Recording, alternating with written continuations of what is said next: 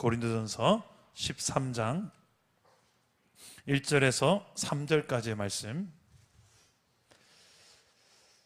신약성경 279페이지에 있습니다. 고린도전서 13장 1절에서 3절까지의 말씀을 저와 여러분 같이 한 목소리로 읽겠습니다. 시작. 내가 사람의 방언과 천사의 말을 할지라도 사랑이 없으면 소리나는 구리와 울리는 꽹과리가 되고, 내가 예언하는 능력이 있어 모든 비밀과 모든 지식을 알고 또 산을 옮길 만한 모든 믿음이 있을지라도 사랑이 없으면 내가 아무것도 아니요. 내가 내게 있는 모든 것으로 구제하고 또 내 몸을 불사르게 내줄지라도 사랑이 없으면 내게 아무 유익이 없느니라. 아멘. 네, 오늘 오신 우리 선교사님은 개인적으로 저에게 너무 소중한 이제 20대 시절 따끈따끈한 이 전도사 시절에 선교단체에 같이 섬겼던 선교사님이십니다. 세월이 벌써 20-30년이 흘러버렸어요. 우리 선교사님이 서울에서 참 멋진 사역을 하고 계시면서 특히 함께하는 선교의 대표 사역을 하는데요. 그 시절 오늘도 식사교제를 하면서 20-30년이 다 어디 갔는지 다시 우리가 그 청년 시절로 돌아간 것 같은 착각을 하면서 같이 식사교제를 하면서 많은 이야기를 나눴는데, 오늘 강사님은 그냥 초대할 수가 없어서 노래 한 곡을 같이 부르면서 초대하려고 합니다. 왜냐하면 저랑 선교사님이 같이 만든 찬양이 하나가 있어요. 원래 한 20년, 30년 전쯤에 선교사님이 쓴 곡이 있어요. 아주 짧은 곡이에요. 하나님 감사합니다라는 곡이 있는데, 그 찬양을 작곡할 때 저랑 막 이야기를 나눴어요. 이 부분 어떠냐 하다가 이 가사는 이게 더 안 낫겠냐 하면서 그러면서 만든 곡이에요. 너무 간단한데 제가 이렇게 새벽에 깊이 기도하면 꼭 그 찬양이 자꾸 생각이 나는 거예요. 짧고 간단한 찬양인데, 그래서 근데 이 감사합니다라는 주제를 그때 당시에 제가 기도하고 품고 있었던 어린아이가 있었습니다. 암투병했던 초등학생 혜인이라는 애가 있었어요. 그 혜인이를 놓고 계속 기도하고 있던 찰나에 혜인이의 입에서 이 찬양이 나오면 참 좋겠다 그 생각했는데, 아무리 봐도 혜인이의 상황에서 쉽게 하나님 감사합니다라는 말을 제가 강요하기는 힘들겠더라고요. 그래서 그 초등학생 혜인이에게 앞부분, 이 찬양의 앞부분을 내가 만들어야 되겠다 해서 앞부분은 제가 두 줄을 만들고 뒷부분은 우리 이창 선교사님이 한 20년, 30년 전에 만든, 이게 합작품이, 저는 이제 한 이 곡을 앞부분을 한 10년 전에 이제 붙인 곡입니다.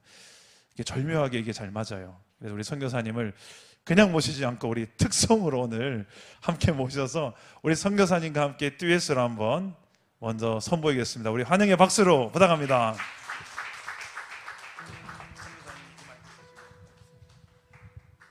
선교사님 한번 인사 한번 해주시죠. 너무너무 반갑습니다. 목회하고 선교하는 이창수라고 합니다. 여기 너무 오고 싶었는데 사실은 이 교회가 세워지기도 전에 제가 수련회 설교하러 몇 년 전에 왔다가 목사님께서 개척 준비하고 계실 때 이야기 듣고 얼마 이후에 또 이게 세워지고, 그리고 자주 소식을 보내주셔서 사실은 저도 한 10년 정도 아주 초대형 교회에서 이렇게 분립 개척해서 한 10년 정도 개척을 했던 경험이 있어서 아주 비슷해요. 그래서 느낌이 너무너무 좋고 너무너무 반갑고, 그리고 사실은 아까 말씀하셨던 이 곡에 대해서 엄청나게 큰 은혜가 있었잖아요. 제가 미리 죄송한 게 원래도 노래 잘 못하는데 지금 목감기가 좀 들어서 이렇게 좀 양해를 구하고 은혜를 함께 나누면 좋겠습니다. 이 교회 와서 너무너무 반갑습니다. 네.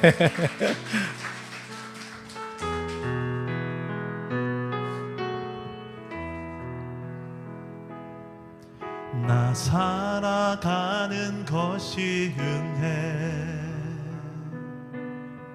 나 숨을 쉬는 것이 은혜, 하나님이 주신 나의 생명, 하루하루 사는 것이 은혜. 예배하는 것이 은혜, 나 찬양하는 것이 은혜, 하나님을 만난 것이 은혜, 이 모든 것이 은혜입니다. 하나님 감사합니다. 하나님 감사합니다. 하나님 감사합니다. 진실로 감사합니다. 하나님 사랑합니다. 하나님 사랑합니다. 하나님 사랑합니다. 진실로 사랑합니다. 하나님 의지합니다. 하나님 의지합니다. 하나님 의지합니다. 하나님 의지합니다. 진실로 의지합니다.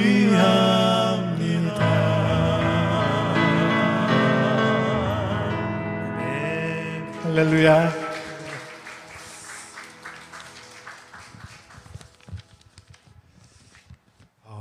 몇십 년 동안 사역하면서 여러 교회들을 설교하고 집회도 많이 인도했지만 설교하기 전에 특송한 건 오늘이 처음입니다.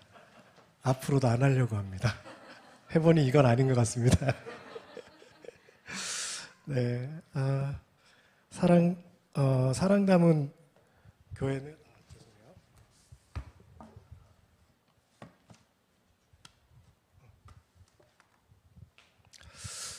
사랑 담은 교회는 제가 1년 전에 오늘 이 시간 부탁한다고 전화 받았어요.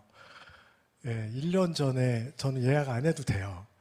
예, 예, 그런데도 1년 전에 전화 주셔서 1년 동안 사실은 기다렸던 시간이고 이 교회도 1년 동안 준비했던 시간이고 우리 금요 기도회, 특별 기도회라고 1년 전부터 준비하는 기도회는 잘 없던 것 같아요. 우리는 1년 전에 준비한 아주 오래전부터 준비된 시간이 오늘이고 그렇다면 하나님께서는 벌써 그 전에부터 준비하셨던 아주 특별한 시간이라고 생각이 됩니다. 그래서 오늘 이 시간도 하나님께서 우리와 함께하고 계시고 제가 전혀 모르는 여러분들의 각자가 필요한 것들 그리고 우리 사랑 담은 교회가 필요한 은혜들을 하나님께서 예비하시고 주실 줄로 믿습니다. 인도하실 줄로 믿습니다. 그래서 오늘 은혜 못 받으시면 사실은 제 책임은 아니에요. 저 위에 계신 분 책임이에요. 예, 그분이 주인이시니까.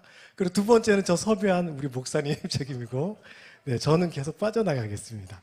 네, 이곳에 와서 어떤 말씀 나눌까 이렇게 생각하다가 정말 많은 것들을 나누고 싶더라고요. 우리 목사님하고도 잠깐 나눴지만 저희가 20대 초중반 때 만나서 청소년들 수백 명을 수련회를 매년 이렇게 하고 또 목사님 쓰신 곡들로 교회마다 찾아다니면서 콘서트도 하고 그때 집회하면서 설교는 또 제가 했었어요. 목사님이 그때 대장, 저는 꼬봉. 그래서 시키면 하는 거예요.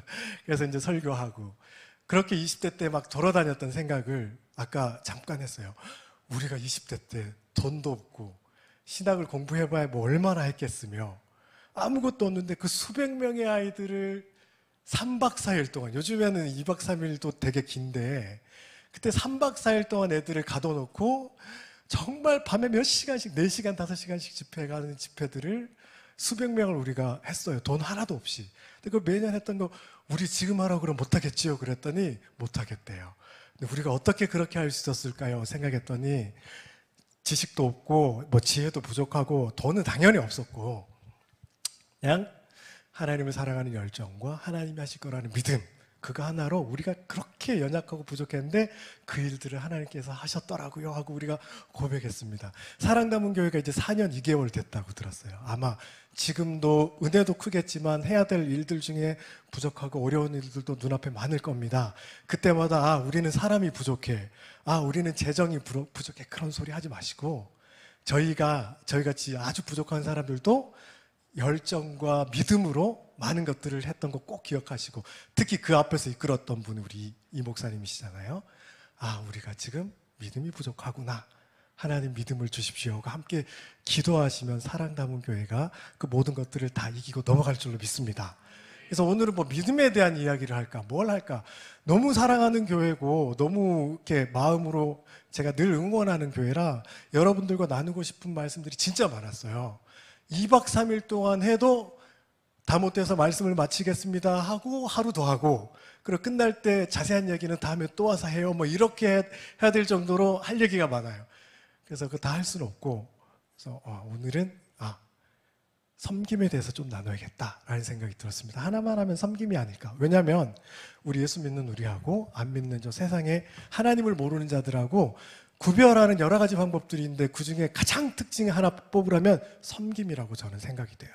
여러분, 세상에 어느 신이, 사람이 신을 섬기지 신이 사람을 섬기는 신이 어디 있습니까? 자기를 섬기는, 사람을 살리려고 자기 아들 죽이는 신이 어디 있습니까? 이 기독교는 하나님이 사람을 섬긴 종교예요. 그래서 우리가 구원받았어요. 놀랍지 않습니까? 그러니까 우리는 그 은혜로 구원받은 우리는, 그리스도인은 섬김을 빼놓으면 설명이 안 되는 존재들이에요. 섬김이 없는 그리스도인은 그건 꼭 아주 따뜻한 아이스 아메리카노와 똑같은 거죠. 존재 자체가 불가능한 거예요. 따뜻한데 어떻게 아이스 아메리카노예요? 이게 있을 수가 없어요. 그러니까 내가 섬김이 부족하다 그러면 내가 그리스도인으로 합당하지 못하구나, 이렇게 생각하시면 됩니다. 그래서 오늘 섬김에 대해서 좀 나눠야겠다라는 생각이 들었어요. 세상 사람들은 다 섬김을 받고 싶어하고 섬김을 받는 자리에 가고 싶어하고 자기가 많은 섬김을 받으면 성공했다고 생각하잖아요. 근데 우리는 그렇게 살아서는 안 되죠. 우리는 그들과 정반대로 남들이 안 섬기는 자리에서 섬기고 안 받아도 되는 그 섬김을, 그러니까 받아도 되는 섬김을 거절하고 먼저 섬기면서 빛나야 되는 존재들이 그리스도인입니다. 그 일을 시작하신 하나님께서 우리를 그렇게 만들어 주셨기 때문에 우리가 그걸 좀 생각해 봤으면 좋겠는데, 이걸 사실은 제가 저는 되게 잘 섬기고 섬김에 대해서 노하우가 많고, 그래서 여러분들께 오늘 여러분 이렇게 한 시간만 들으면 여러분들은 섬기는 선수가 될 수 있습니다, 이런 법칙이 저한테 특별한 노하우가 있어서 그런 권위자가 되어서 제가 온 건 아니고, 함께 겸손히 저도 여러분도 우리를 섬기시는 하나님께서 우리에게 어떻게 말씀하시는지 좀 같이 봤으면 좋겠어요. 그래서 오늘은 뭐 이렇게 성경을 깊이 있게 풀어가는 설교 시간도 아니고, 그렇다고 좀 이렇게 특강에 좀 가까운, 그렇다고도 완전히 특강도 아니고, 그렇게 약간 섞어서 설강 같은 느낌, 설강. 그래서 그렇게 한번 섬김이 어떤 건가 한번 생각해 봤으면 좋겠어요. 그래서 제일 먼저 생각해 보고 싶은 게, 그러면 섬김이 뭔가? 우리가 남을 돕는 일, 그리고 남을 돕는 사역, 이런 것들을 우리가 섬김이라고 하지 않습니까? 특히 밖에서는 잘 안 써요. 교회에서 많이 쓰는 단어예요, 섬김. 그래서 우리 교회에서 섬김이 이런 말 들으면 되게 느낌이 좋아요. 아름답고 고귀하게 느껴지고 우아하고 약간 하늘의 단어 같고 막 그렇습니다. 그래서 이렇게 섬기는 사람도 좀 뭔가 수준 높은 사람처럼 느껴져요. 제가 시작하기 전에 영어 하나 문제 낼게요. 우리 사랑 담은 교회 성도들은 토익 점수가 있어야지 들어올 수 있다고 제가 들었기 때문에 영어 문제 하나 내보겠습니다. 물이 영어로 뭐죠? 워터라고 말하면 이제 공부를 열심히 하신 분. 물이 영어로 뭐죠? 라고 했을 때 셀프라고 하시는 분들, 은혜가 충만하신 분.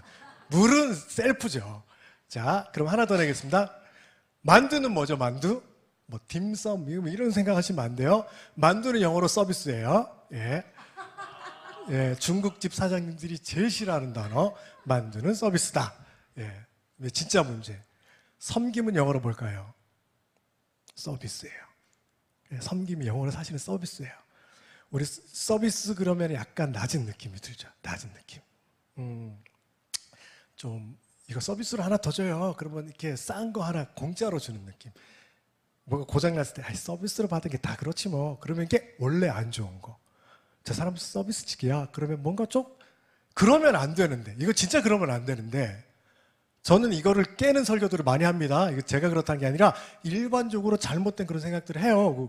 왜 이미지가 난 그런지 모르겠는데 어쨌든 그렇게 좀 낮게 느끼죠. 섬김 그러면 하늘의 언어 우아하고 멋있는데 서비스 그러면 아주 땅의 언어처럼 느껴져요. 근데 여러분 그게 그 말이에요. 그러니까 우리가 섬김을 생각할 때 이거 서비스랑 같은 말이구나 라고 생각하셔야 돼요. 근데 제가 오늘 섬김, 서비스, 교회에서는 잘 안 들어보셨던 말씀일 텐데 이 서비스를 혼용해서 좀 쓰겠습니다. 이 어떤 단어가 원래 어떤 의미인지 보려면 그 단어가 가진 어원을 살펴보면 좀 좋습니다. 이 서비스라는 말의 어원이 좀 재밌어요. 어원이. 이 서비스라는 말은 한 14세기경부터 쓰여지기 시작했다고 해요. 지금의 크로아티아, 슬로바니아 이 지역의 사람들이 전쟁에서 패했어요.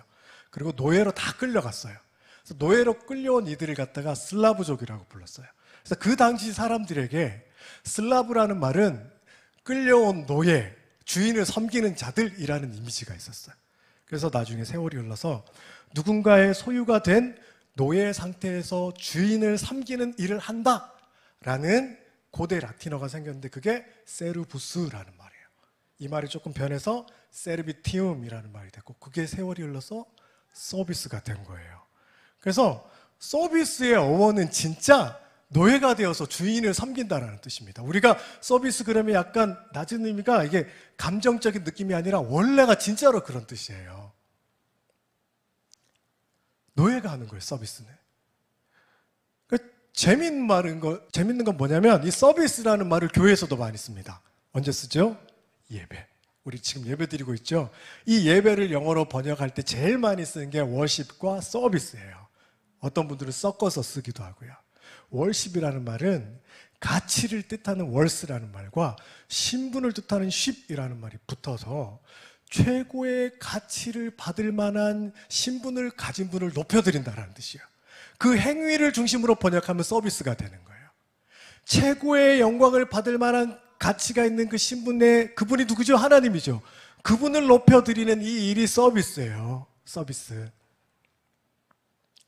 왜 영어에서 굳이 예배를 이렇게 서비스라고 번역했냐면 성경 말씀에 나오는 예배라는 단어가 진짜 그런 뜻입니다. 구약 성경에 보면 예배로 제일 많이 쓰인 단어가 아바드 그리고 샤하라는 두 단어예요. 이 아비드라는 말이 명사로 노예라는 뜻이에요.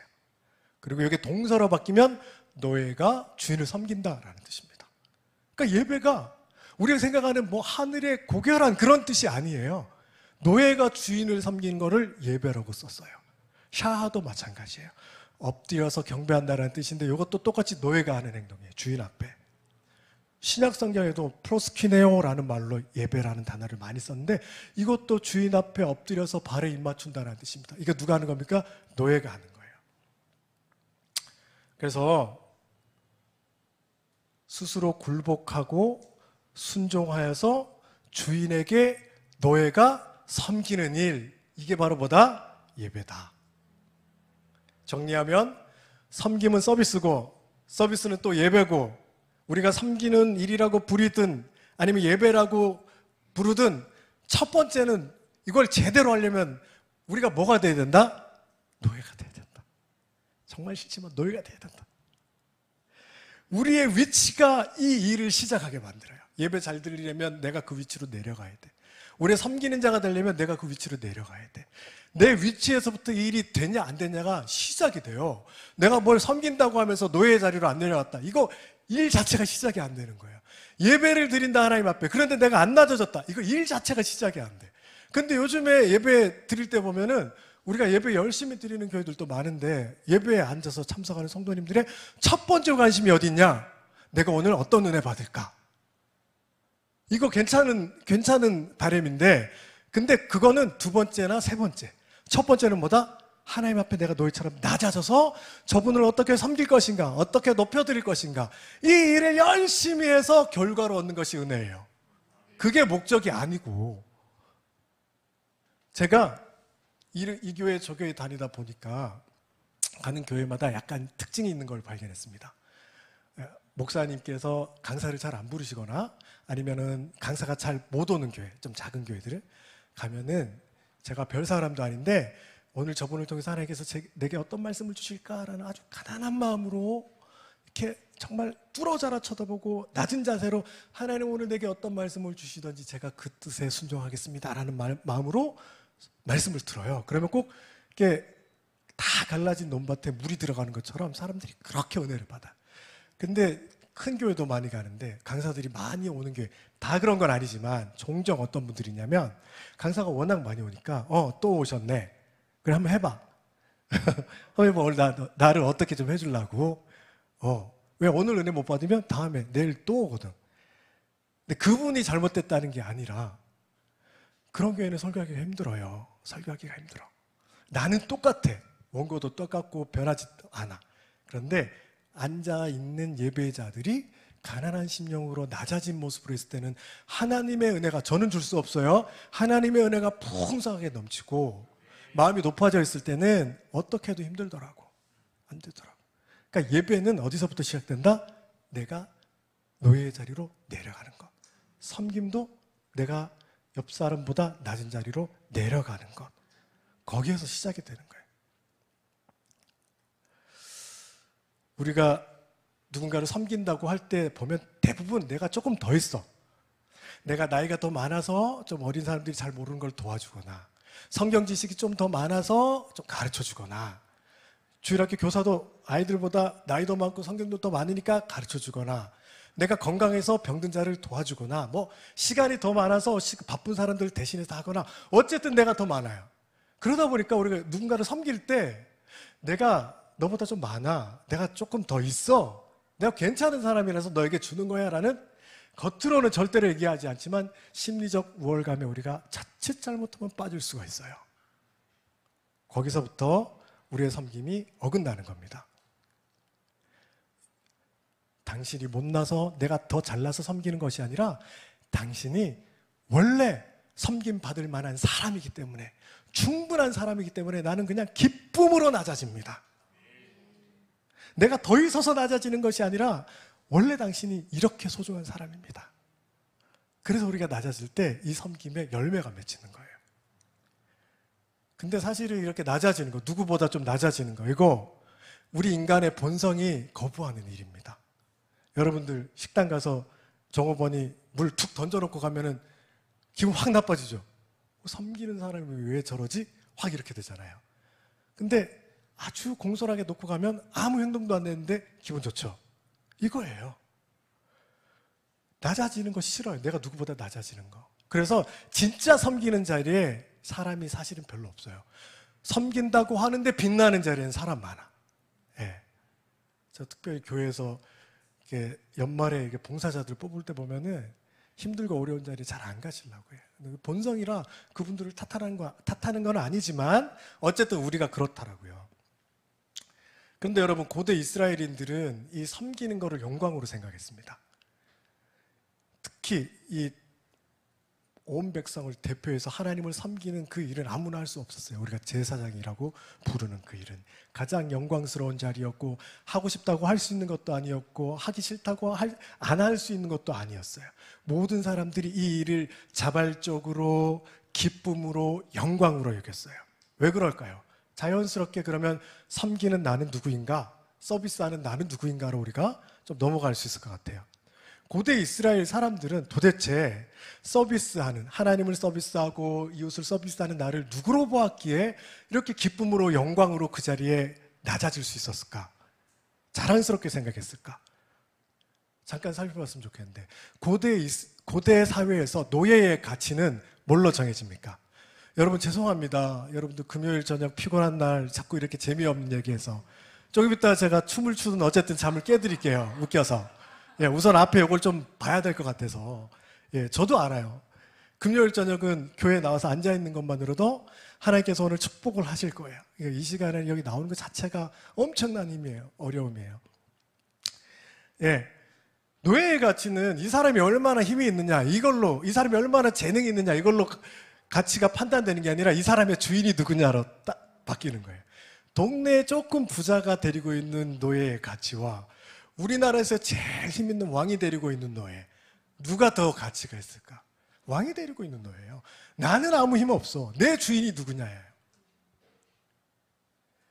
이스라엘 사람들이 되게 웃긴 게 하나님이 자기의 주인이라고 생각했어요. 나는 노예여도 상관없어. 근데 주인은 네가 아니야. 부자, 너네 아니야. 하나님이야. 그러니까 내가 하나님 섬기는 거예요. 오늘의 내 서비스는 세상에서 가장 큰 하나님 섬기는 거야. 그러니까 내 가치가 내 주인에 따라서 매겨진다고 생각하는데 하나님이 내 주인이니까 나는 가치가 하나님 그 높이만큼 있는 존재가 되는 거야. 그러니까 내가 이웃을 섬기는 것, 하나님을 섬기는 것, 이게 억울하겠습니까? 엄청난 프라이드인 거예요. 고대 사람들이 보통 자기를 그렇게 인식하지 못할 때였습니다. 근데 이들은 내가 하나님 소유된 백성이다 라고 생각하고 내가 하는 일은, 그래서 사람을 섬기는 일이든 하나님께 예배하는 일이든 이 일은 아주 숭고하고 가치가 있고 영광스러운 일이다 라고 생각했기 때문에 자발적으로 노예의 자리로 기쁨으로 내려갈 수가 있었던 거예요. 그러니까 우리가 이걸 알 수 있죠.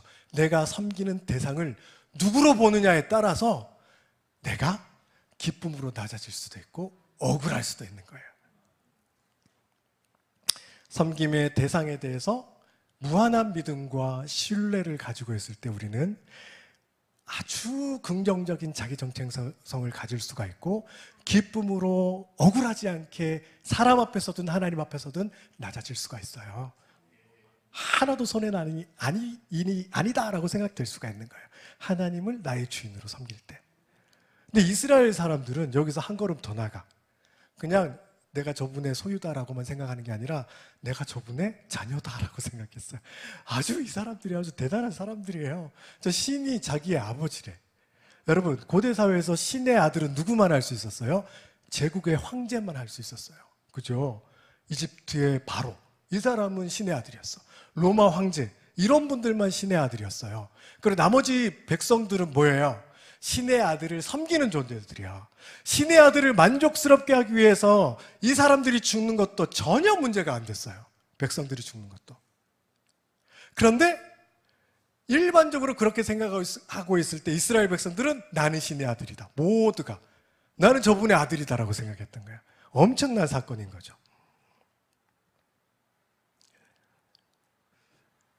이들은 서비스 대상자를, 섬김의 대상자를 신뢰할 뿐만 아니라 나와 동일화시켰어.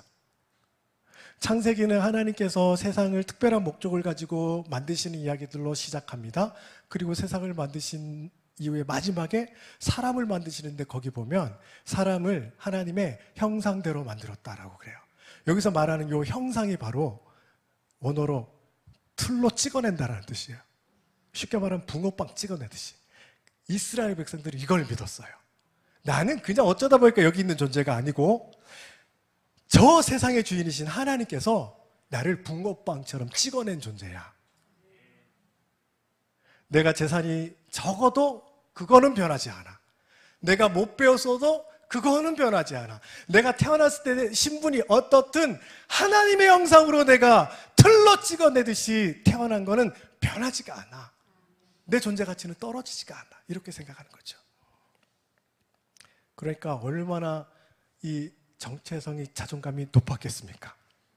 이 고대 사회에서 일어나기 어려운 일이에요. 장자크 루소가 사회계약론이라는 책을 1736년에 썼대요. 이 책의 내용은 어떤 내용이냐면 근대의 문을 열었다라고 평가받는 책인데, 사람들은 군주의 소유물이 아니다.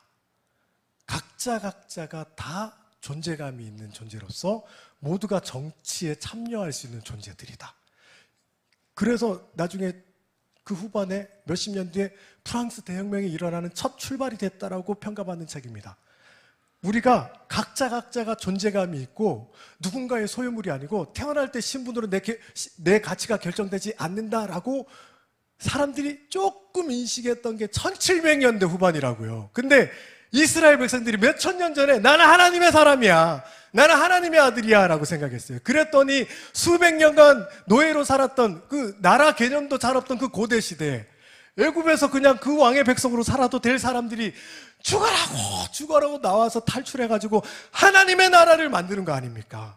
있을 수 없는 일이에요. 우리는 너네가 만든 존재가 아니야. 하나님이 만든 존재야. 하나님의 붕어빵이야, 우리는. 오늘 이 자리에 계신 여러분들도 하나님의 붕어빵인 줄로 믿습니다. 하나님의 형상으로 지어졌고 하나님의 자녀가 되셨고 내가 오늘 세상에서 어떤 평가를 받는지와 전혀 상관없이 그 평가 중요하지 않아요? 우리를 만드신 분의 우리의 평가가 중요해요. 하나님께서 넌 내 거야. 나의 형상으로 지어졌어라고 말하기 때문에 여러분 오늘 지난 한 주간 동안에 여러분들이 물질이 부족해서 좀 주눅들어 있었어요? 회사에서 계급이 좀 낮아서 스트레스 받았어요? 세상 사람들이 이것저것 좋다는 거 가진 거 가지고 막 좋아할 때 나는 그거 없어서 부러워했어요? 그런 마음 다 내려놓으시라고요.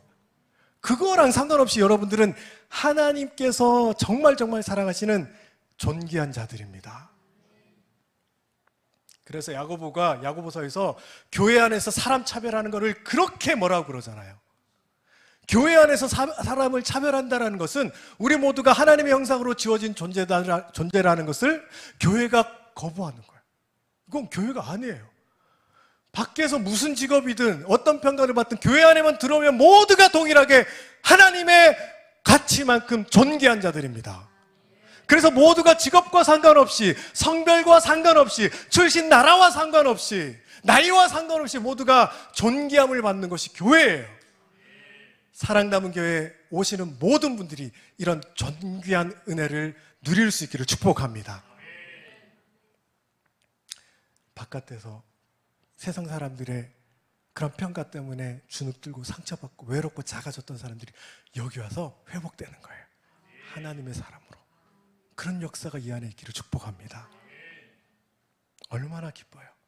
내가 이런 하나님의 눈으로 나를 봐야 내가 지치지가 않아요. 주눅들지 않아요. 힘들지가 않아요. 내가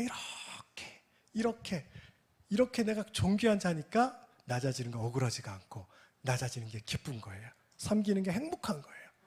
내가 하나님의 눈으로 나를 보지 못하면 내가 왜 낮아져야 돼? 내가 뭐가 부족하다고?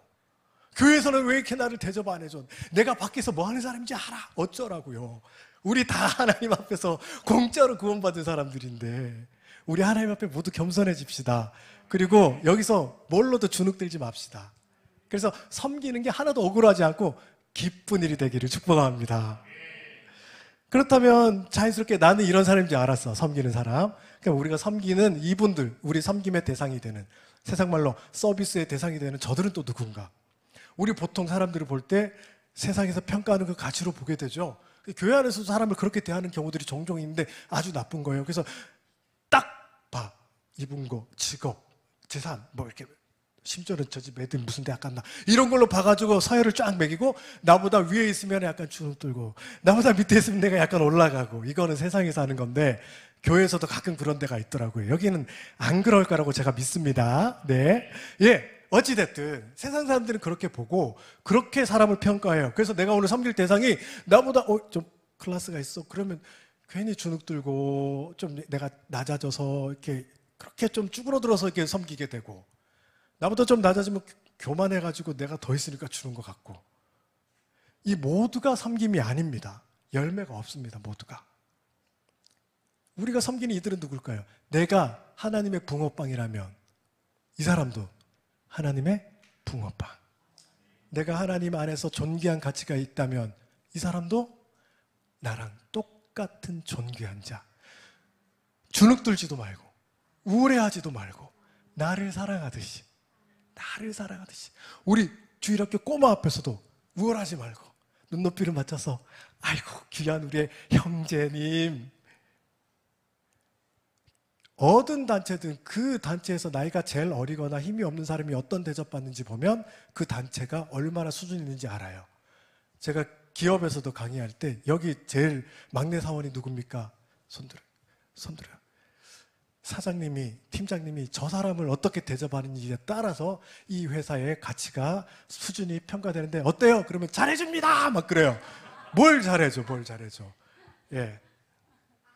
여러분, 가장 가난한 자, 가장 나이 어린 자, 가장 연로하셔서 힘없는 자, 사회에서 가장 소외받는 자, 이런 분들이 여기 와서 존귀히 대접받을 때 이 공동체는 수준이 있는 공동체잖아요. 그죠? 그러니까 우리가 누군가를 섬길 때 나랑 똑같은 존재로 보는 거죠. 그래서 우월하지도 말고 주눅들지도 말고 나랑 똑같은 붕어빵이구나. 그런데 이렇게 좋은 마음으로 누군가를 막 섬기는데 이 일이 하루 이틀 하고 끝날 것도 아니고 계속 해야 되잖아요. 그죠? 그러다 보면 우리가 좀 지치기 마련이에요. 우리가 특별히 나쁜 사람이어서 그런 게 아니라 우리 힘이 한계가 있으니까 지치잖아요. 힘들잖아요. 그리고 이렇게 사람을 존귀히 봐야 됩니다라고 말할 때 나랑 상관없는 사람은 다 존귀히 볼 수가 있어. 근데 내가 바로 옆에서 봐야 되는 이 사람은 자꾸만 걸리적거려서 존귀히 보다가 자꾸만 시선이 바뀔 때가 많아요. 내가 지쳐서 그래. 힘들어서. 목회자의 가장 큰 일은 뭘까요? 성도님들을 섬기는 거예요. 성도님들을 사랑하고 섬기려고 인생을 다 들여서 목회자가 됐어요. 근데 여러분, 목회자도 성도들을 섬기는 이 일이 부담될 때가 있을까요? 없을까요? 정말 많이 있었나 보군요. 1초의 여유도 없이 있어요 라고 말하는 거 보니까. 근데 있어요. 진짜예요. 그죠? 제가 예전에 섬겼던 교회는 목사님들 뭐 이렇게 여름 되면 휴가 광고 이렇게 하잖아요. 어떤 목사님 며칠부터 며칠까지 휴가입니다. 이렇게만 광고하는 게 아니라 꼭 붙이는 말이 있었어. 그러니 전화를 하지 마세요. 그래요. 휴가지에서 성도님들이 전화를 딱 하면 전화 받는 순간부터 휴가가 끝나는 거예요, 우리는. 그죠? 그런데 꼭 광고를 제대로 안 듣고 전화하시는 분들이 꼭 있어요, 이런 분들. 광고 잘 들으셔야 구원받아요. 지금도 이집트 가면은 출애굽하자고 광고했던 모세의 광고를 못 들어서 지금도 이집트 사는 사람들이 있어. 예. 목사님들이 인생을 다 들여서 누군가를 섬기려고 자기 인생을 다 들였음에도 부담스러울 때가 있다면 우리는 당연한 거 아닙니까? 당연해. 이거 누구나 다 있는 거예요. 이때 우리가 힘이 필요하죠. 다시 일어설 힘. 미국의 존스 홉킨스 대학교 아동 청소년 정신의학과 교수인 진아영 교수님 이야기입니다. 이분이 결혼하고 아이를 가지고 싶은데 이분의 표현대로 따르면 아이가 자기에게 찾아오지 않았대요. 말이 좀 예쁜데 우리로 치면 하나님이 아이를 내게 안 주셨어 이럴 텐데 하나님을 모르는 사람이니까 아이가 내게 찾아오지 않았다고 얘기를 했어요. 근데 아이를 갖고 싶은데 안 생기면 그거 참 힘들어요. 저는 지금도 불임 부부를 위해서 기도하고 있고 그 전에도 불임 부부를 위해서 기도해드렸고 제 기도가 요만큼 더해져서 애가 생겼고 막 이런. 그러니까 이 문제가 굉장히 큽니다. 사실은 애기에 관심 없으면 상관없지만. 근데 이분은 자기가 그쪽 전문가야. 아주 지식도 많고 잘 키울 수 있는 의욕도 있고 근데 애가 안 생기니까 얼마나 힘들어요. 그래서 엄마한테 엄마 내가 애가 있으면 진짜 잘 키울 수 있을 것 같은데 애가 안 생겨서 너무 힘들다. 그랬더니 그 어머니께서 하시는 말씀이 나영아 애는 잘 키우려고 낳는 게 아니야. 아이는 사랑하려고 낳는 거야. 정신의학과, 아동청소년 정신의학과 전문가인 딸에게 전혀 전문 지식 하나도 없는 엄마가 툭 던진 그 한 말이 이 딸의 마음에 비수와 같이 꼽혔어요. 한 대 맞은 것 같더래요. 아, 내가 아이를 사랑할 마음이 있었나? 그러고 돌아봤더니 내가 잘 키우고 싶은 의욕, 잘 키울 어떤 지식 이런 것들을 잘 이렇게 뿜어내보고 싶은 열정들은 있었는데 아이를 있는 그대로 받아들이고 있는 그대로 안아주고 있는 그대로 너는 존귀하다고 얘기해주는 그 사랑하려는 마음이 사실은 없더라는 거죠. 충격받았대요. 그러면서 이분이 이야기합니다. 전문가로서 육아의 첫걸음은 아이를 사랑하는 겁니다. 이 말 들으면 애를 안 사랑하는 부모가 누가 있어? 애를 잘 키우려고 우리가 이것도 가르치고 저것도 가르치고 학교도 보내고 뭐도 보내고 돈 들이고 뭐하고 해서 우리 애들이 지금 세계에서 능력이 제일 좋아요. 제가 선교지들을 많이 다니는데 우리 중학생만 돼도 제가 다니는 선교지의 교사들보다도 더 많이 알아요. 그만큼 여기가 수준이 높아. 그러니까 우리나라는 진짜 하나님 앞에 빚을 정말 많이 졌어요. 여기 계시는 분들 중에 다음 세대 자녀들 데리고 있으면 무조건 우리보다 가난한 나라 가서 애들을 갖다 좀 섬기는 시간을 보내야 돼요. 얼마나 우리는 많이 받았는지 몰라요. 근데 애들이 그렇게 수준이 높은데 행복 만족도가 제일 떨어져. 맨날 힘들대. 맨날 죽고 싶대. 이유는 여기에 뻥 뚫려 있는 거야. 여기 꽉 차 있는데. 잘 키우려고 이것도 가르치고 저것도 가르치고 다 가르쳤는데 정작 너는 소중해. 너는 존귀해. 성적 못 나와서 괜찮아. 그거랑 상관없이 너는 정말 예뻐. 너는 귀한 자야. 하나님 너를 얼마나 사랑하는지 알아? 사랑한다. 이리 와. 우리가 힘들 때 귀 기울여주고 신음소리에도 응답하시는 하나님처럼 우리 아이들의 신음소리에도 귀를 기울여주고 아이들이 하는 말 한마디 한마디 귀 기울여서 대화 나누고 우리 아이들에게 사랑을 부어주는 이 시간들이 너무 적었더라는 거죠. 그래서 육아의 첫걸음은 다른 게 아니고 이렇게 있는 그대로를 아이들을 사랑해주면 그 아이들이 살아갈 힘을 얻더라. 이 교수님이 그렇게 얘기하세요. 저 너무 감동받았어요. 여러분, 부모가 자식 키울 때도 가장 먼저 할 것은 제대로 사랑하는 거라면, 제대로 사랑받은 우리가 이 세상을 살아가는 동안에 제일 먼저 해야 될 거, 할 거 많죠? 할 일 많아요. 너무 할 일이 많아서 죽지도 못해요. 우리 바빠갖고.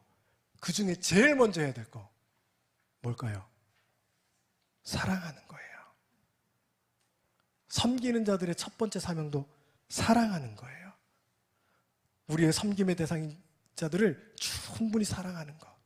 옆에 있는 앉아 계신 여러분들의 그 성도님들, 이웃 성도님들, 여러분들이 태어날 때부터 충분히 사랑받아야 될 사명을 가지고 태어난 성도님들이라는 것을 믿으시기 바랍니다.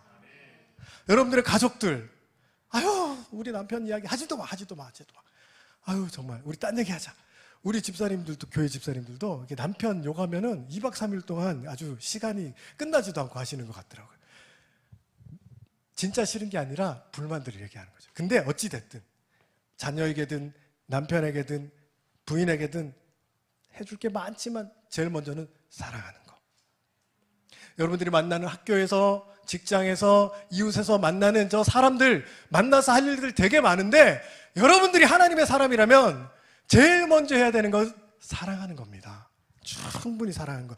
그들이 하나님께서 충분히 사랑받으라는 사명을 가지고 이 땅에 보낸 존재들이라는 것을 여러분들이 아셔야 돼요. 근데 우리가 너무 자주 잊어버릴 때가 많아요. 그래서 겉으로 볼 때 그럴듯한 교인이고 그럴듯한 직업도 갖고 교회에서 이것저것 봉사도 하고 훈련도 받고 뭐도 하고 많이 해서 꽤 괜찮은데 정작 사랑을 해야 된다, 사랑하는 게 제일 중요하다라고 생각하지 못할 때가 많아요. 제가 연초나 연말에 계획을 많이 잡고 어떻게 살았는지 돌아보는 사람들 중에 내가 정말 사랑을 많이 해야지, 내가 올해 사랑을 많이 했던가? 라고 자기를 반성하는 분을 잘 못 봤어요. 내가 더 열심히 살아야지, 이런 사람은 봤어. 더 열심히 못 살았구나, 이거는 봤어요.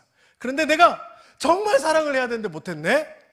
올해는 진짜 한번 예수님의 반이 반이라도 정말 열심히 사랑해봐야지. 이런 결심 우리 잘 못하더라고요. 근데 그게 우리의 첫 번째 사명인데, 오늘 읽었던 본문의 고린도 교회 성도들도 비슷했습니다. 고린도 교회 겉으로 볼 때 정말 꽤 괜찮았어요. 너무 좋았어요. 여러 가지 은사와 능력으로 충만했어요. 고린도전서 1장 4절부터 7절까지 말씀 보면 잘 들어보세요. 그리스도 예수 안에서 너희에게 주신 하나님의 은혜로 말미암아 내가 너희를 위하여 항상 하나님께 감사하노니 이는 너희가 그 안에서 모든 일 곧 언변과 모든 지식에 풍족함으로 그리스도의 증거가 너희 중에 견고하게 되어 너희 모든 은사가 부족함이 없이 우리 주 예수 그리스도의 나타나심을 기다림이라. 바울이 고린도 교회 생각하면서 하나님께 감사하는데 이유는 부족함이 하나도 없이 풍성하더라. 언변도 뛰어나고 지식도 풍성하고 은사도 가득하고 이것도 잘하고 저것도 있고 다 있더라. 그래서 내가 너희들 생각하면 감사한다. 정말 멋진 교회죠. 그런데 바울이 이 멋진 일을 칭찬하려고 이 편지 쓴 게 아니고 겉으로 그렇게 괜찮은데, 꽤 괜찮은데, 아주 괜찮은데 보이지 않는, 스스로 인정하지 않는 여러 가지 문제들이 있더라. 그거 좀 봐라 라고 쓴 게 고린도전서예요. 그래서 1장부터 12장까지 아주 낱낱이 그들이 겉으로 잘 안 드러나는 속으로 가지고 있는 문제들을 하나하나 이야기해 줍니다. 사실은 너희들 멋있지? 근데 속으로 이런 문제 있어. 이걸로 너희들이 병들어가고 있고 썩어가고 있어.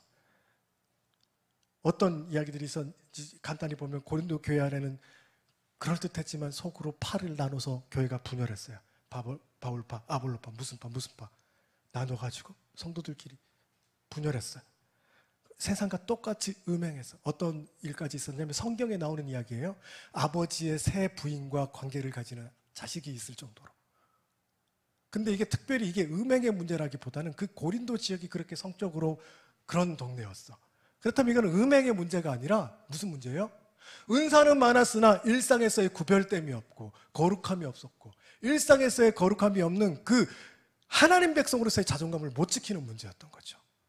은사 많은데 일상에서 거룩하지 못하게 살아가는 사람이 있어요, 없어요? 여기에 있더라고.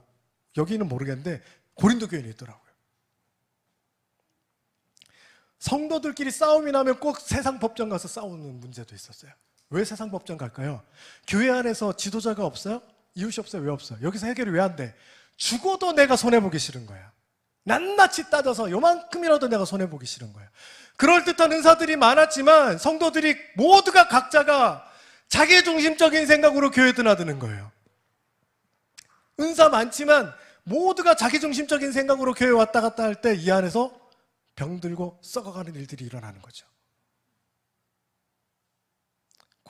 예수님의 보혈을 공짜로 받은 자들이 모여갖고 자기 이익만 찾고 있으면 그게 온전한 공동체가 되겠습니까? 성경을 많이 아는 사람들이 성경을 잘 모르는 사람들을 배려하는 문화가 하나도 없었어. 그래갖고 뭐 고기 먹는 문제 때문에 막 싸워요. 고기를 먹어도 되네 안 먹어도 되네 문제가 아니라 이거는 성경을 많이 아는 사람들이 그들을 배려하느냐 못 배려하느냐 그 문제였던 거죠. 성찬도 있었어요. 성찬도. 그런데 부자들이 시간이 많으니까 먼저 와서 먼저 다 먹어버렸어. 가난한 자들은 늦게까지 일하고 늦게 와가지고 먹을 것도 없었어. 세상에서 빈부의 격차가 많아가지고 가난한 사람들 맨날 고생하는데 교회에 왔더니 똑같이 그렇게 빈부의 격차가 교회 안에도 있어. 바울은 이들을 왜 너희들이 이렇게 망신을 주고 부끄럽게 하느냐라고 말했어요. 교회 안에는 이런 거 있으면 안 되거든요. 근데 교회 안에 그런 게 있었어. 부자들이 가난한 자들을 위해서 내 기득권 내려놓는 거 교회 안에서도 하기 싫어하더라는 거예요. 은사는 있었어요. 성찬도 있었어요. 그런데 이렇게 배려하는 마음이 없더라고요. 그래서 썩어 들어갔던 거예요. 교회 안에 예배도 있고 성경 공부도 있고 봉사도 있고 뭐도 있고 다 있어. 그런데 없어서 문제가 아니야. 그런데 정작 그 속이 병들어왔던 이유들을 쫙 이야기하면서 나오는 본문이 바로 13장이에요. 이 13장은 원어로 보면 다 어떻게 시작하냐면 만약 사랑이 없으면 그렇다. 만약 사랑이 없으면 그렇다. 바울은 그 모든 문제들, 거룩한 세상과의 일상의 구별이 없고 그리고 교회 안에서 서로 배려하지 못하고 다 자기중심적으로 교회 안에 와 있고 이런 모든 것들이 사실은 뭐 때문에 일어난 일이다? 사랑이 없어서 그렇게 됐더라. 원인이 사랑이 부재한 것 때문이라고 오늘 성경은 이야기하고 있습니다. 그래서 겉으로 보이는 그 멋있는 것들도 사실 사랑이 없으면 사실은 자랑할 게 아니야 라고 말하는 거죠. 13장 1절 말씀 보니까 내가 사람의 방언과 천사의 말을 할지라도 사랑이 없으면 소리나는 구리와 울리는 꽹과리가 되고 그랬어요. 고린도 교회 성도들은 방언을 아주 중요하게 생각했습니다. 이 사람들은 하늘의 언어, 천사의 말이라고 생각했어요. 방언할 때 이 사람은 하늘의 예배에 참여하고 있다고 생각했어요. 엄청난 일이잖아요. 그런데 이 놀라운 하늘의 예배에 참여하는 이 일도 사랑이 없으면 꽹과리 소리처럼 시끄러운 의미 없는 소리라는 거예요. 그러니까 뭔 소용이 있어요? 오늘도 예배를 하늘의 예배처럼 만들어주는 수많은 은사 가진 자들이 있습니다. 기도하고 찬양하고 뭐 여러 가지 은사들이 있잖아요. 이거 할 수 있어요. 사랑 하나도 없이 할 수 있어요. 그런데 사랑 없으면 그 모두가 거룩한 소음이라는 거죠. 아무것도 아니래요. 고린도전서 13장 2절 내가 예언하는 능력이 있어 모든 비밀과 모든 지식을 알고 또 산을 옮길 만한 모든 믿음이 있을지라도 사랑이 없으면 내가 아무것도 아니요. 예언하는 능력과 비밀을 아는 지식이 뭐냐면 하나님의 계시와 복음에 대한 진리를 깨닫는 능력입니다. 요즘으로 치면 우리 목사님처럼 말씀을 가르치는 은사들이에요. 우리 선생님들처럼 여기는 순장이라고 부릅니까? 뭐 구역장이라고 부릅니까? 그분들처럼 말씀을 깨달아서 아는 그 능력. 근데 그게 너무나 깊은 은사가 있어요. 엄청나죠.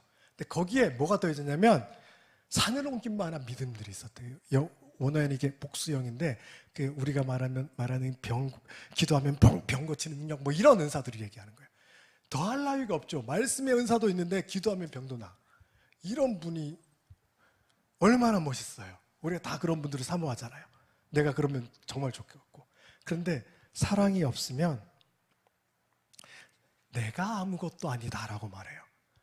이거 원어에는 어떻게 쓰였냐면 그 남성형도 아니고 여성형도 아니고 중성형으로 쓰였어. 이렇게 대단한 말씀의 은사가 있고 대단한 병 고치는 능력, 귀신 쫓는 기도의 은사가 있어도 사랑 없으면 이거 그냥 아무것도 아닌 물건과 똑같다는 거예요. 내가 그렇게 능력인데 물건짝 취급당하는 게 하나님 앞에서. 그러니까 뭐가 있든지 사랑 없으면 아무 소용이 없는 거예요. 3절 내가 내게 있는 것 모든 것으로 구제하고 또 내 몸을 불사르게 되어줄지라도 사랑이 없으면 내게 아무 유익이 없느니라. 여러분 고린도 교회는 흔히 말하는 영적인 종교행위만 하는 교회가 아니고 대사회 사역인 구제 사역도 많이 했나 봐요. 내게 있는 것으로 구제하는 것 훌륭한 일이에요. 근데 성경 말씀 보니까 내게 있는 모든 것으로 구제했대요. 엄청난 일이죠. 엄청난 일이에요. 제가 선교사역 하면서 코로나가 터지고 해갖고 이 선교지에 보내야 되는 것들이 너무 부족해서 그때부터 회사 생활을 시작하고 그래서 지금은 오늘도 휴가 내고 왔어요. 제가 선교사역, 교회사역, 회사 일 다 같이 하느라고 정신이 하나도 없는데 이거 좀 벌어갖고 선교지로 보내고 사역비로 쓰고 조금 남는 것으로 생활비에 좀 보태고 이것도 손이 달달달달 떨려. 믿음이 부족해서. 어떻게 하나님 좀 월급 더 받아서 좀 더 많이 보내게 해주세요. 예전에는 어디든 가면은 설교하고 교회가 좀 작으면 사례금 주시면 아유 됐습니다 하고 그냥 올 때가 있었는데 요즘에는 이렇게 받아갖고 와서 또 이렇게 사역에 보태고 이럴 때가 많아서 그리고 나중에 또 마음에 걸려서 다시 보내드리기도 하고 막 하긴 하지만 어쨌든 남들은 제가 그렇게 헌신적으로 사역하세요 그러는데 저는 저를 알잖아요. 제가 월급 받아서 떼서 이렇게 보내면 저도 달달달달 떨려요. 근데 내게 있는 모든 것으로 구제했대요. 저 같은 사람하고는 비교도 안 되는 사람들이 이 안에 있었어. 근데 더 나갔어. 내 몸을 불사르게 내어줬대요.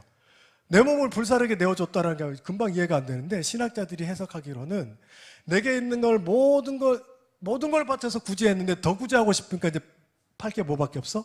내 몸밖에 없는 거야. 노예로 나를 팔면 인장을 찍어요. 여기다가 불에 달궈서 내 몸을 불사르게 내어준다는 게 그런 뜻이에요. 내게 있는 게 다 버리고 나를 팔아서 그 돈으로도 구제하고 얼마나 대단한 일이에요. 나 이런 사람 본 적이 없는데요. 그런데 사랑 없으면 나에게 아무 유익이 없대. 그거 받는 사람들이야 유익이 있지만 사랑이 없으면 그건 나한테 아무짝에 소용없는 일이래. 하나님 앞에서. 그 대단한 게 방언을 통한 신령한 예배와 영적인 기쁨을 위한 그런 은사들, 말씀과 믿음의 능력을 통한 깊은 진리와 큰 능력의 은사들, 구제를 통한 세상을 회복하는 은사들, 이런 은사들은 교회가 받을 수 있는 가장 큰 축복 아닙니까? 우리가 바라고 소망해야 되는 은사들이에요. 저는 사랑 담은 교회에 이런 은사가 충만하기를 축복합니다. 고린도 교회는 이거 하나만 있어도 좋은데 다 있었어. 그죠? 그래서 우리 사랑 담은 교회가 하늘의 은혜로 예배 때마다 가득해가지고 여기서 예배 드리면 여기가 하늘인지 땅인지 구별이 안 될 정도로 하나님의 영광이 가득한 예배가 이곳에서 이루어지고, 우리가 말씀을 선포하면은 그냥 뭐 사람의 그런 깨달음이나 재미있는 말들이 아니라 정말 하나님의 깊은 진리가 이곳에서 선포되어가지고 듣는 우리의 심령이 고쳐지고 살아나고 우리가 하나님의 사람으로 만들어져가는 그런 놀라운 깊은 은혜의 말씀이 이곳에 있기를 축복합니다. 여러분들이 기도하면 하나님께서 그 기도에 응답하시고, 환자들, 아픈 자들을 위해서 기도하시면 그 기도 때문에 아픈 자들이 낫고 마음이 병든 자들이 위로받고 낫는 은혜가 이 교회 안에 일어나기를 축복합니다. 우리끼리만 잘 먹고 잘 사는 교회가 아니라 여러분들이 헌금하신 것들로 이 동네 사람들을 구제하고 여러분들이 하나님께서 보여주시는 그들에게 살 수 있는 사랑의 구제도 이 안에 많기를 축복합니다. 이거 구하셔야 돼요. 그러나 가장 먼저 사랑을 구하셔야 돼요. 이거 없이 그 뒤에 거 다 있어도 아무 소용없대요. 여러분들 기도의 첫 번째 제목은 하나님 사랑 담은 교회가, 저기 좀 경상도라서 사랑 담은 교회, 입 다물듯이 사랑이 다 다물어져 버렸어? 이렇게 오해되면 안 되잖아. 아, 사랑이 저기 많이 담겨 있구나. 사랑 담은 교회, 이 이름처럼 정말 사랑이 가득한 사랑하는 교회가 되죠.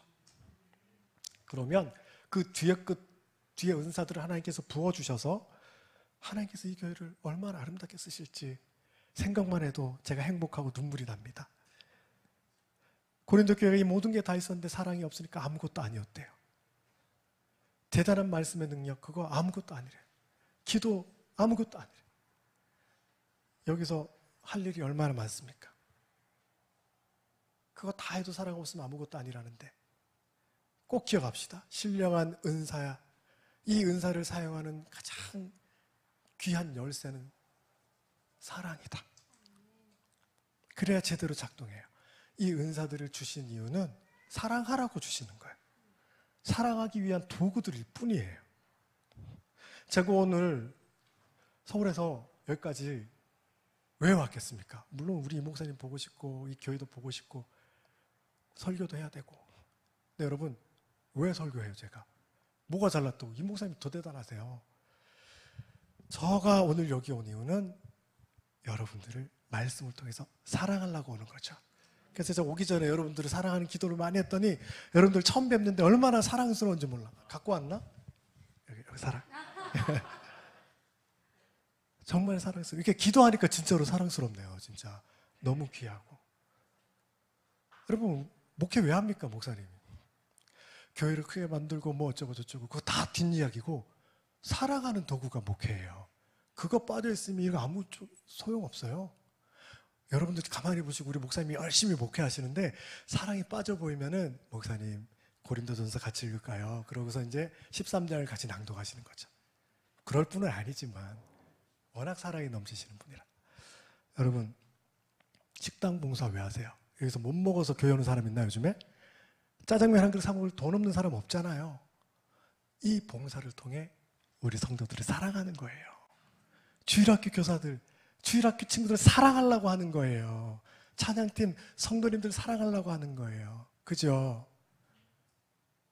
목적을 다시 한번 회복할 수 있기를 축복합니다. 하나님께서 사랑 담은 교회를 이곳에, 제가 오랜만에 경산에 왔더니 이 동네 가는데 경산이 아닌 것 같아요. 여기 처음 와가지고 여기 일산이나 분당이나 뭐 부천이나 이런 신도시에 와 있는 것 같아서 경산은 포근함이 좀 없어요. 여기 새로운 동네 온 것 같은데, 어쨌든 하나님께서 이 땅에 왜 사랑 담은 교회를 세우셨을까요? 와, 그 교회 뭐 찬양 잘하더라. 와, 그 교회 재정이 풍부해서 뭐 많이 하더라. 이런 소리 듣게 하시려고? 와, 그 교회 사람 많더라. 이런 소리 듣게 하려고? 아니요. 이 교회를 통해서 여기를 사랑하라고, 하나님 모르는 자들에게 이 생명을 나누어 주라고, 사랑하라고 이 교회를 사랑 담은 교회로 세워주신 것 아닙니까? 아마 여러분 오늘 지금도 물론 최선을 다해서 헌신하고 섬기고 계실 거지만 다시 한번 하나님 앞에 사랑을 구하고 사랑하며 살기로 작정했으면 좋겠어요. 바울이 여기서 쓴 사랑이라는 단어는 아가페라는 단어예요. 많이 들어보셨죠? 이게 그 당시에 보통 사람들이 썼던 사랑이라는 말과 달라요. 그 당시에 일반적으로 썼던 사랑이라는 말은 에로스라는 말이에요. 이 사랑은 내가 중심이 되고 내 감정이 중심이 된 사랑이에요. 바울은 의도적으로 아가페라는 사랑이라는 단어를 써서 세상 사람들이 말하는 그 사랑이 아니야. 내가 지금 말하는 사랑은 너희는 다르게 사랑해야 돼 라고 말해주는 겁니다. 아가페라는 사랑은 내 중심이 아니에요. 타인 중심이에요. 내 감정에 머무는 사랑이 아니에요. 행동으로 실천되어지는 사랑이에요. 그래서 우리의 사랑은 세상 사람들과 달라야 돼요.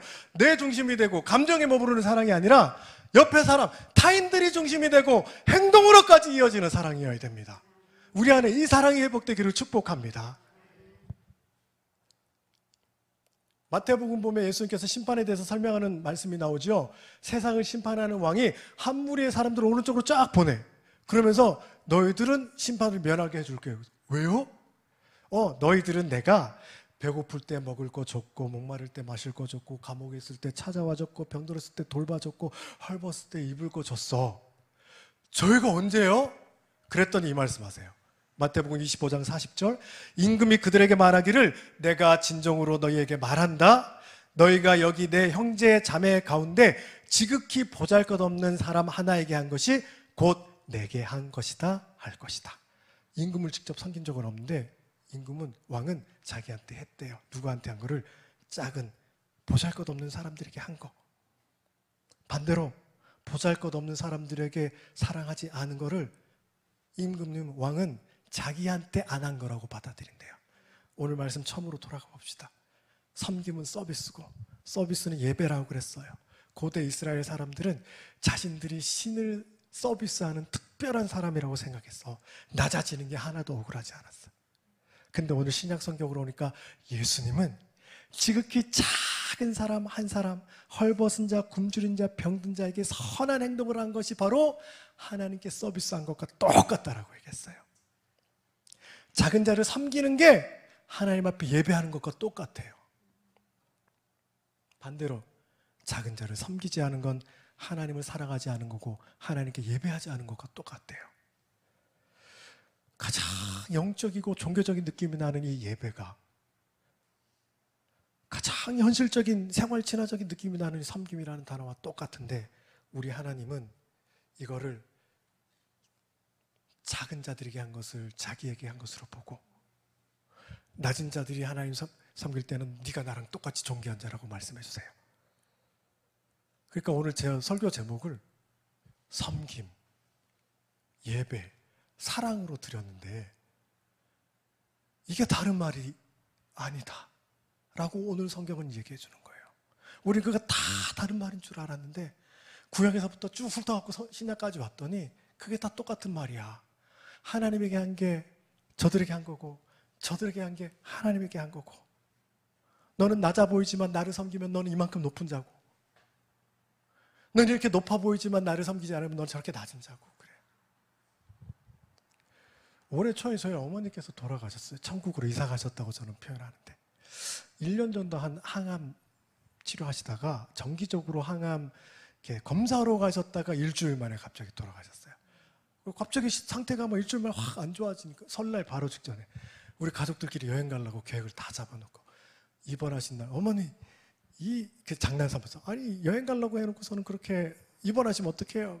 괜찮다, 같이 여행 가자, 금방 나갈 거다 그러셨다가 상태가 안 좋아져서 제가 어머니 간호를 또 며칠 해야 될 것 같아서 급히 내려가는 날 아침에 기차 안에서 돌아가셨다는 소식을 들었어요. 너무너무 놀랐어요. 정신이 하나도 없더라고요. 그 사람이 참 희한하죠. 암 치료를 1년 동안 한다는데 돌아가신다는 생각을 한 번도 안 했어. 치료받고 있는 중이라고 생각했지. 어머니 돌아가신 거 준비를 제가 1도 안 했더라고요. 영정사진도 없었어요. 그 아픈 분 그 사진을 찍으려니까 엄두도 안 나요.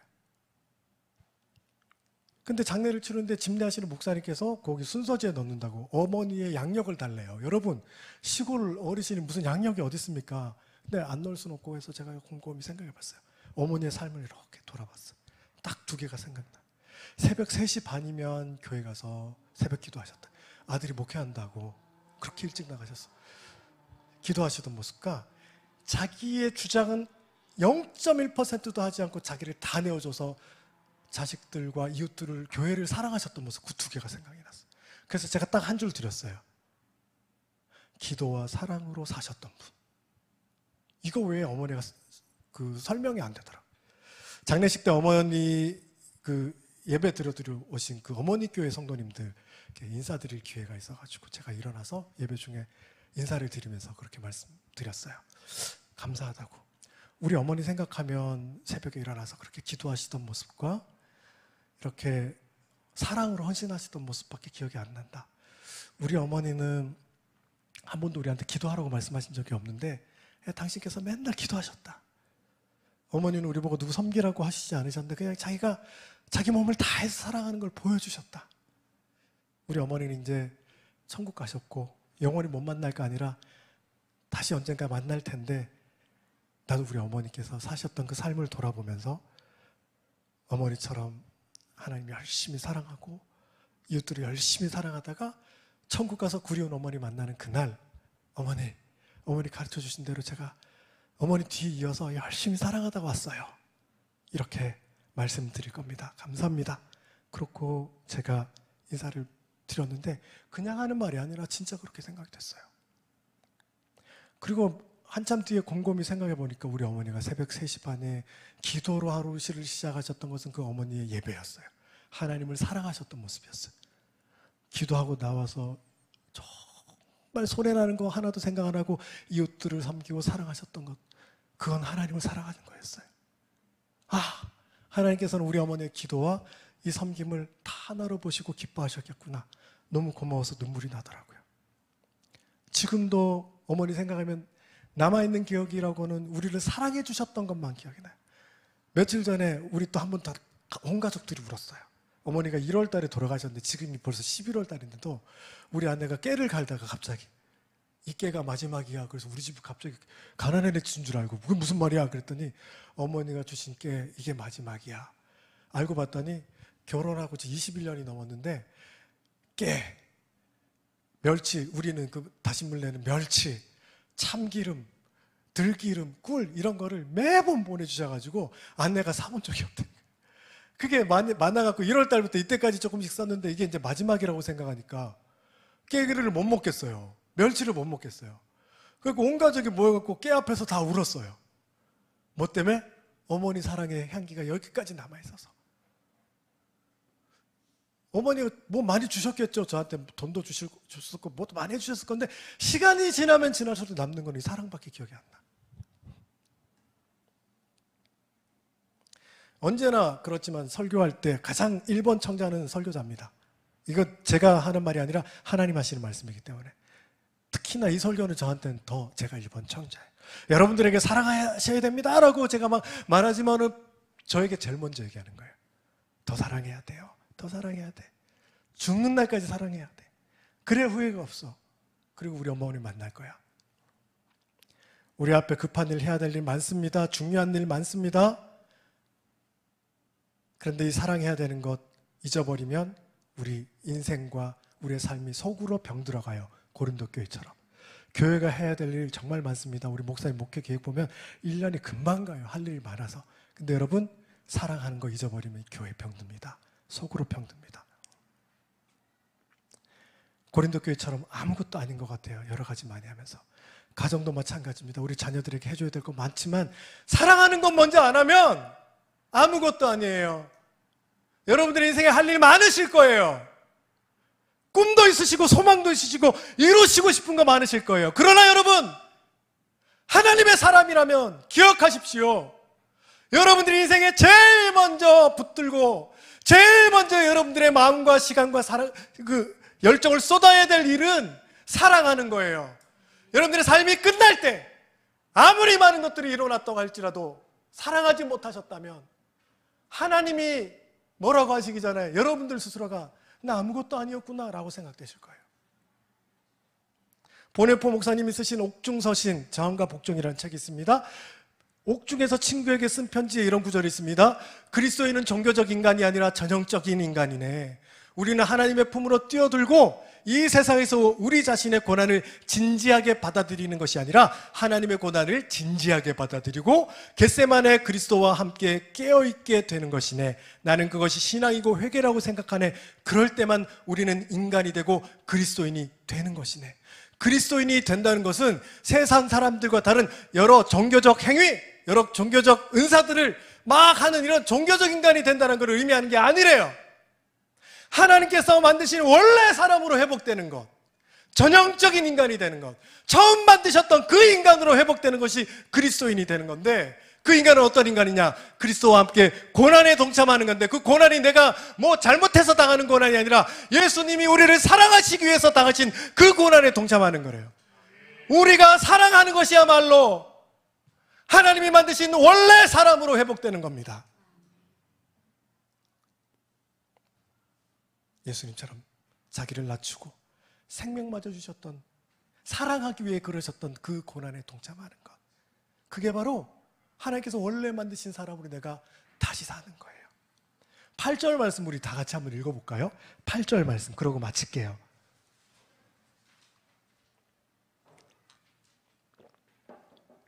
8절 말씀 다 같이 읽어봅니다. 시작. 사랑은 언제까지 떨어지지 아니하되 예언도 패하고 방언도 그치고 지식도 패하리라. 제가 선교 사역하면서 있었던 여러 가지 에피소드들이나 뭐 이런 간증거리들이 되게 많은데 보통 선교사 불러놓으면 그런 거 많이 듣고 싶어 하시잖아요. 근데 보니까 강사분들이 엄청 많이 오셨더라고요. 얼마 전에 또 뭐 일주일 동안 특밤도 하셨대요. 은혜 엄청 받아서 엄청 우셨대요. 그래서 저는 그 잔치 다 끝났는데 이제 나를 불러서 뭐 어쩌자는 건가라는 생각. 저는 옛날부터 좀 이런 데 별로 운이 없었어요. 강사가 이틀 동안 2명인데 앞에가 전국적으로 유명하신 분, 그 다음에 저예요. 그래서 늘 이렇게 피 보고 와요. 그래서 제가 오늘 저를 이날 부른 거에 대한 소심한 복수로 저의 간증거리도 안 하고 가겠습니다. 궁금하시면 또 부르시던가, 안 부르시면 나중에 천국에서 물어보세요. 오늘 뭐라 그럽니까? 사랑은 언제까지 안 떨어진대요. 근데 예언도 패하고 방언도 패하고 지식도 떨어진대요. 세상에 영원한 거 없다고 우리 배웠어요. 맞아요? 우리 은사도 다 사라지고 우리가 쌓은 업적도 다 사라지고 새해요. 우리가 벌었던 물질도 없어져요. 우리가 이룬 일들도 언젠간 다 사라져요. 그런데 영원한 거 하나 있대요. 그게 바로 뭐다? 사랑이다. 사랑은 영원하대요. 교회를 향한 베드로의 사랑은 여전히 남아있습니다. 그 육신은 없지만. 이방인들이 했던 바울의 사랑도 여전히 남아있습니다. 이 나라를 사랑했던 우리 선배 목사님들, 우리 선배 믿음의 선배들, 손양훈 목사님 같은 분들의 사랑 여전히 남아있습니다.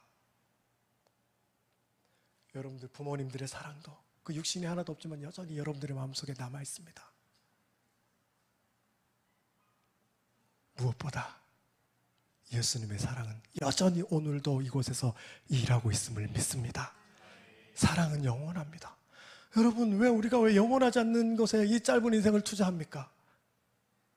사랑 남은 교회가 해야 될 일들 많지만 영원하지 않는 일들은 좀 천해요. 이 주위의 사람들이 사랑 남은 교회를 이야기할 때 저 교회는 막 이름처럼 진짜 살아가는 교회야. 내가 저 교회에 사랑받았어. 여러분들 아시는 분들 사랑 남은 교회 다니는 누구 집사님, 저분은 뭐야? 아, 그분은 사랑. 그래, 그거 사랑 그 자체야. 이거 영원하대요. 하나님께서 영원히 간대요. 우리 인생에 우리 자녀들에게 뭐 물려주실 거예요? 돈 물려주실 거예요? 그것도 물론 좋으시지만 사랑 물려주셔야죠. 돈 다 없어지고 사랑은 남아있는데요. 여러분들의 인생에 이 교회에 영원한 것에 투자하는 그런 축복된 인생 되기를 바랍니다. 사랑합시다. 예수님처럼 사랑합시다. 사랑해서 진정한 그리스도인이 됩시다. 원래 하나님이 만드셨던 그 모습으로 돌아갑시다. 관념적인 명사형 사랑이 아니라 우리 예수님처럼 동사형 사랑, 이 시간에 진행되는 다른 사람을 향한 참된 사랑을 하여서 영원히 기억되는, 영원히 남는 사랑 남은 교회의 성도님들, 사랑 남은 교회 되기를 주님의 이름으로 축복합니다. 우리 시간 잠깐 찬양 한 곡 하고 기도 한번 할게요.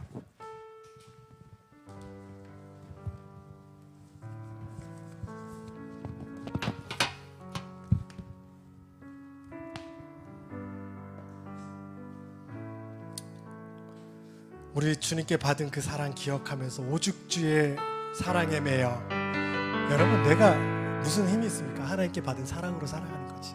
그 사랑 기억하며 찬양합시다.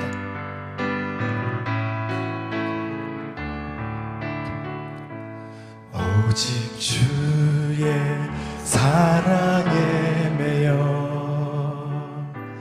내 영 기뻐 찬양합니다. 이 소망의 언덕 기쁨의 땅에서 주께 사랑 드립니다. 아멘.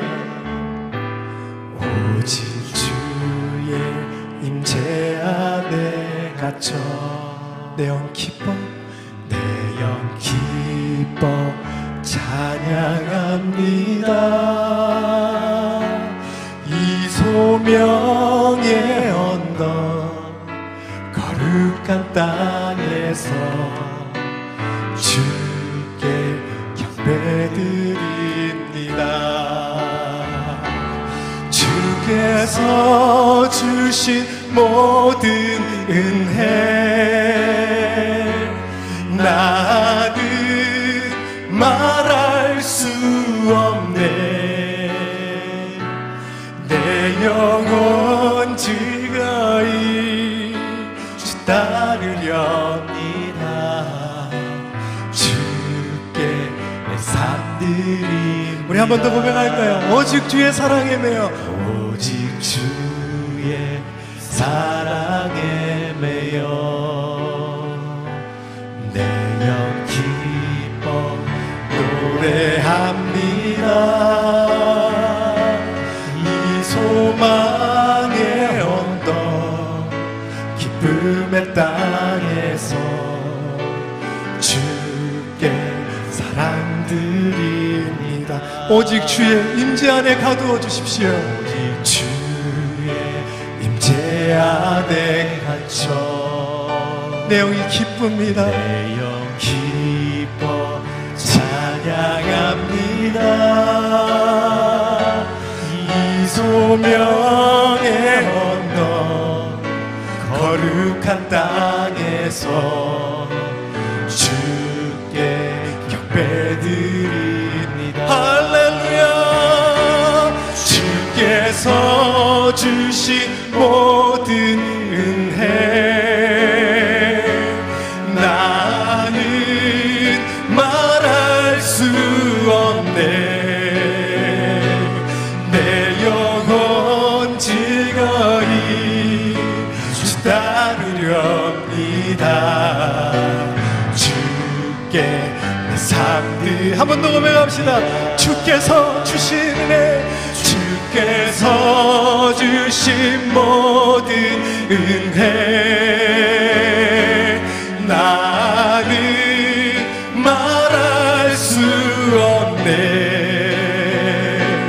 내 영혼 즐거이 주 따르렵니다. 주 우리에게 주신 예수님의 그 사랑을 기억하며 주께서 주신 모든 은혜, 서 주신 모든 은혜 나는 말할 수 없네. 내 영혼 즐거이 주 따르렵니다.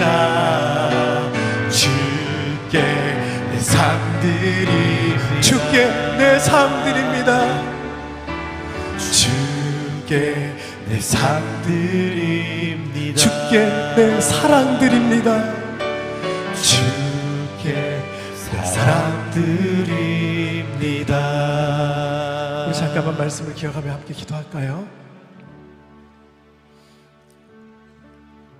세상의 그 어떤 신도 사람이 자기를 섬기기를 원하지 자기가 사람 섬긴 신은 없어요. 생명 바쳐 사랑하고 섬긴 그 사랑으로 구원받은 우리 인생에 섬김이 없다면 그리스도 아니에요. 그리스도인 아니에요. 하나님의 은혜를 아는 자들, 내가 하나님의 자녀인 것을 아는 자들, 내가 존귀한 하나님의 형상으로 지음받아 하나님만큼 가치가 있는 것을 아는 자들은 낮아지는 자리, 노예의 자리에 내려가는 것 하나도 억울하지 않았어요. 조금 낮아지는 것 싫어서 예배도 섬김도 가장 중요한 낮아지는 자리에 내가 내려가지 못했던 것 용서해 주세요. 오늘 내가 낮아지는 것들을 기쁨으로 자원하여 영광스러운 마음으로 낮아질 수 있도록 오늘 내 안에 하나님의 은혜가 회복되고 하나님의 사랑이 회복되고 세상에서 이것저것 가치로 평가받아 상처나는 이 심령이 아니야, 너 나의 형상이야, 너 나만큼 가치 있어, 그 어떤 것도 너를 대신할 수 없어 말씀하시는 그 하나님의 그 은혜가 내 안에 회복되게 해주십시오. 먼저 기도하기를 원합니다. 두 번째 기도하실 때는 하나님, 내가 좀 사랑하는 자가 되게 해주십시오. 이것저것 세상에서도 하는 것 많고 교회에서도 하는 것 많은데 사랑이 없었더니 속으로 병들었고 그 아무것도 아니었다는 것을 오늘 고린도 교회를 통해서 배웠습니다. 내가 여러 가지 바쁘게 하다 보니 내 인생의 가장 우선순위에 사랑해야 된다는 것, 예수님처럼 사랑해야 된다는 것, 그래야지 내가 처음 만드신 하나님께서 만드신 그 형상대로 회복된다는 것 잊어버렸습니다. 하나님, 내 가정을 사랑하게 해주십시오. 내 자녀를 사랑하게 해주십시오. 내 이웃을 사랑하게 해주십시오. 하나님이 보내주신 이 공동체, 사랑 담은 공동체를 진심으로 사랑하게 해주십시오. 오늘 이 두 가지 기도 제목 가지고 주님의 이름 크게 한번 부르고 다 같이 기도하며 나갑니다. 다 같이 주님 부릅니다. 주여!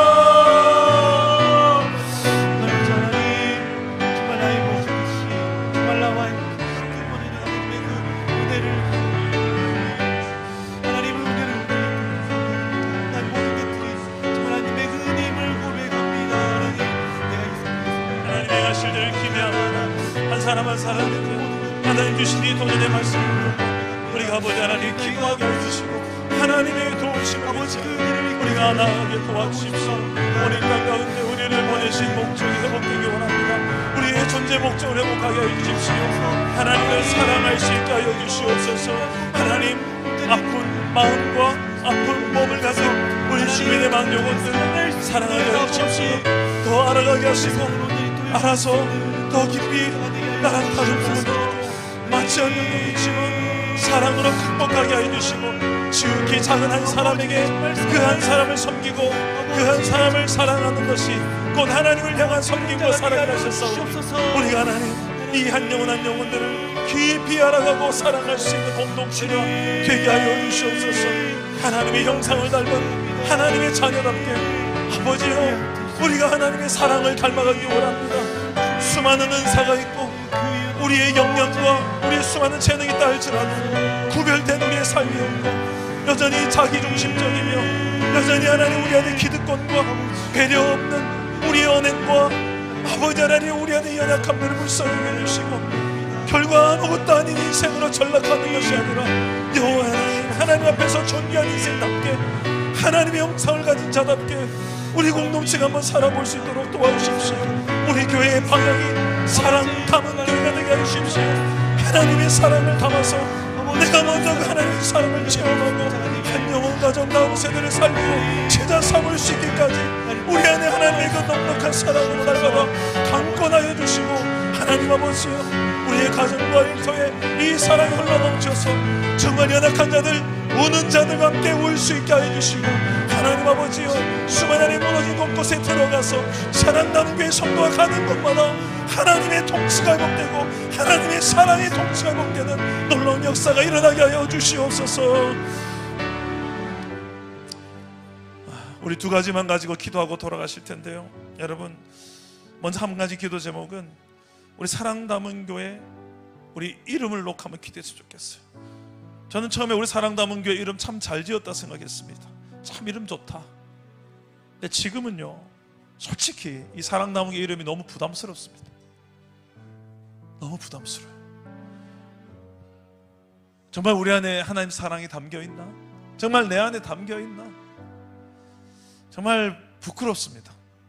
그래서 최근에 제 기도 제목은 하나님 더 사랑하게 하소서. 그 사랑하니까 더 알게 되더라고요. 근데 아니까 좋은 것도 있지만 아니까 사랑하기 더 힘든 게 있더라고요. 그래서 하나님 알지만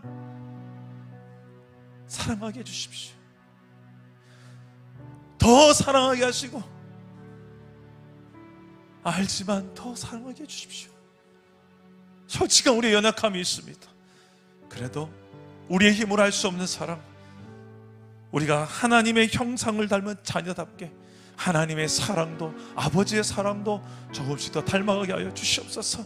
그래서 나를 바라보고 자란 이 자녀들이 우리 다음 세대들이 하나님의 그 사랑을 나를 통해서 좀 경험할 수 있도록 내 입술 위에 내 표정 위에 내 손과 발의 섬김 위에 하나님의 사랑으로 충만하게 그 십자가의 사랑으로 나를 강권하여 주시옵소서. 사랑 담은 교회 성도답게 이름값 하는 우리 공동체 되게 하여 주시옵소서. 주님 찾습니다. 주여 주여 주여.